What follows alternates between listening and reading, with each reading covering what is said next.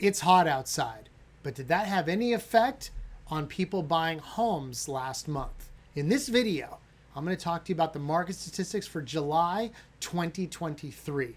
At the end of this video, I'm going to give you a little bit of the insights on interest rates and where they're hanging out, and more importantly, what we're seeing the buyer pool do as the next few months come up. Hey everybody, Jason Panos here from the Panos Group, Remax Infinity. So we're talking market statistics for July 2023. And what did we see?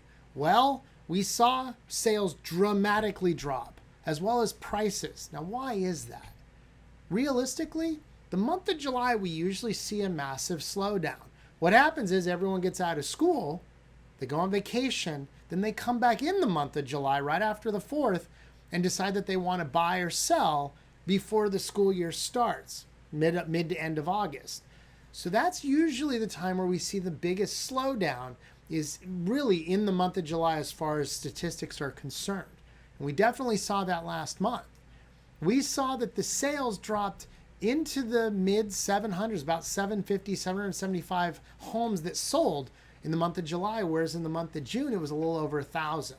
Number of listings dropped by about 100, a little over 1,000. Last month, it was about 930, 940. So we're seeing normal things happen in the month where we would expect everyone to leave the area and then come back and then get ready to buy as the months go on. Sale price also dropped. About 370,000 was the average sale price, where it was about 415 the month before. Again, something normal. As we have the lower number of sales, the ones that didn't really get affected are in the lower price bracket. Really, that 400 and less is where we see most of our sales occurring.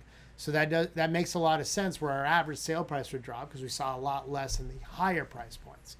So what do I want to tell you about interest rates? Well, as the Fed has increased the rates, most people have said, oh my God, the rates are going to go up again. And that's not exactly true. I've said many a times. We're seeing activity in the bond market right after the Fed raises it. But the Fed raising rates does not have any direct effect on mortgage rates, but it is indirectly affected because as rates rise, a lot of money is reallocated from investors in the bond market.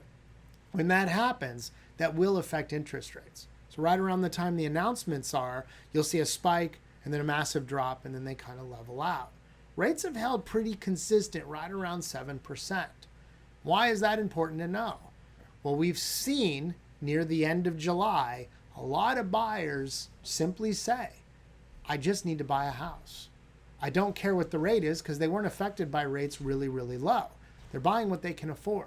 We're starting to see that where the buying pool is getting used to the idea that they're shopping at the rates that they are. And as they start to drop, more people are going to enter the market. So keep that in mind as a buyer when you're ready to pull the trigger and get off the fence and you want to have that conversation of what is affordable and what can we buy. And as a seller, don't be afraid to actually list your home because there are buyers out there and they're ready to buy. Hopefully this was helpful. Hopefully it was educational. If you have any questions, reach out to me. See what we can do to help you. We're always here to help. It is a hot one, and I think the market's about to get even hotter. So hopefully I'll see you sometime this month. Have a fantastic August. I'll talk to you guys soon.